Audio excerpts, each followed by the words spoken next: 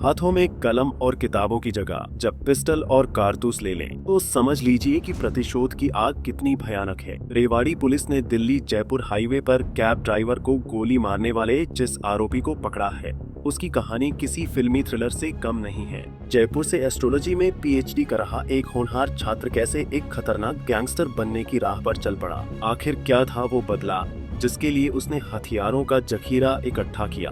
पकड़े गए आरोपी की पहचान अजमेर निवासी देवांशु के रूप में हुई है, जो जयपुर से पीएचडी कर रहा था। लेकिन इसके पास से जो बरामद हुआ उसने पुलिस के भी होश उड़ा दिए। 5 देसी पिस्टल, 250 जिंदा कारतूस, 8 मैगजीन और सबसे हैरान करने वाली बात 6 वॉकी टॉकी और दूरबीन। देवांशु कोई मामूली अपराधी नहीं बल्कि एक बड़ी गैंग तैयार करने की फिराक में था। 16 दिसंबर को उसने अपने साथी के साथ मिलकर हाईवे पर एक कैब ड्राइवर को गोली मारकर सनसनी फैला दी थी। फिलहाल पुलिस ने समय रहते इस मास्टरमाइंड को दबोचकर एक बड़ी आपराधिक साजिश को नाकाम कर दिया है। आप लोगों को पता है कि 16 दिसंबर 2025 को कसोला एरिया में एक कैब की लूटने की वारदात हुई थी, जिस पे हमारी सीआईए टीम ने तुरंत कार्रवाई करते हुए उनको उसी दिन काबू कर लिया था और वो पुलिस रिमांड पे चले हुए थे। जो मुलजिम थे, दौरान इंटरोगेशन पुलिस रिमांड के दौरान कुछ और चीजें उनसे बरामद की हैं जो काफी महत्वपूर्ण है। इसी बारे में ये प्रेस वार्ता बुलाई गई है। इस रिमांड के दौरान इनसे जो पहले बरामद किया गया, मैं आपको बता दूं कि पहले इनसे 2 पिस्टल, 89 जिंदा रौंद, 1 खाली रौंद, 1 extra magazine, GPS detector, jammer, 4 mobile और 4 सिम और कुछ अन्य चीजें बरामद की गई थी।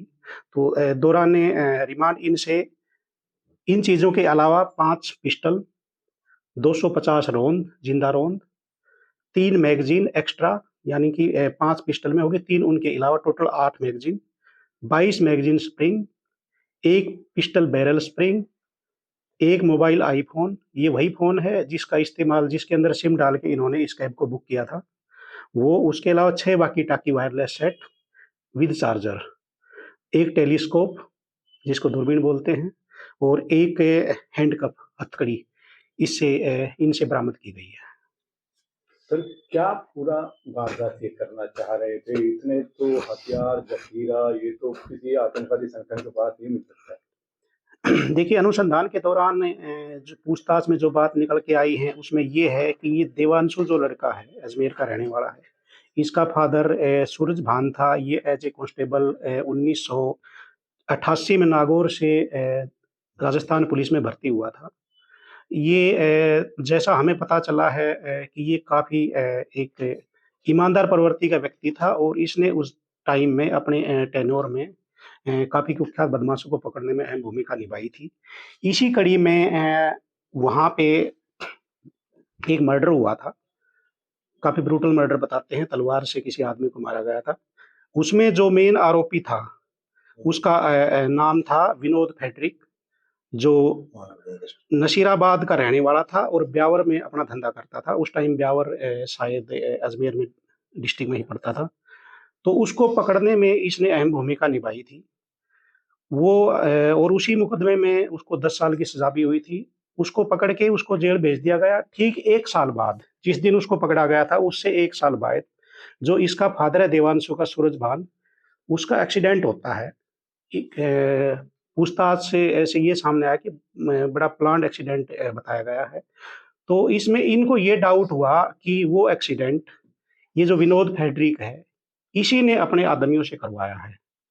तो उस टाइम में हो सकता है इन्होंने कंप्लेंट भी दी हो, लेकिन उस टाइम पे पुलिस ने इनको अरेस्ट किया नहीं किया वो अलग चीज़ है।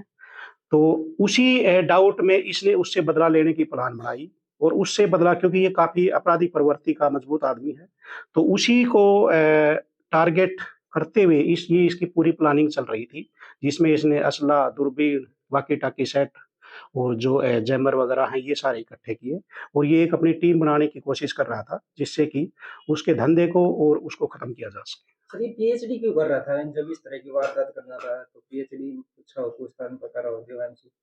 नहीं नहीं, वो तो इसका एजुकेटेड आदमी है, इंटेलिजेंट भी है, नो डाउट। तो वो तो इसका रूटीन का पढ़ाई का प्रोसेस था, उसके साथ ये इसका ये एम था लाइफ का। इस लाइन में पीएचडी एडमिशन के बाद आया, पहले से आ रहा है? नहीं, ये तो उसी टाइम से इसके दिमाग में ये बातें बैठी हुई हैं कि ऐसे ऐसे उसकी वजह से एक्सीडेंट हुआ है और उससे बदला लेना है। सर, विनोद फैक्ट्री जो है जी, वो क्या कुख्यात कुख्यात गैंगस्टर है, और कब ये घटना हुई थी, इसके पिता का एक्सीडेंट, ये कब थोड़ा रहेगा? इसके पिता का एक्सीडेंट जो अभी तक की पूछताछ में है शायद 1995 में ये एक्सीडेंट हुआ था। जी।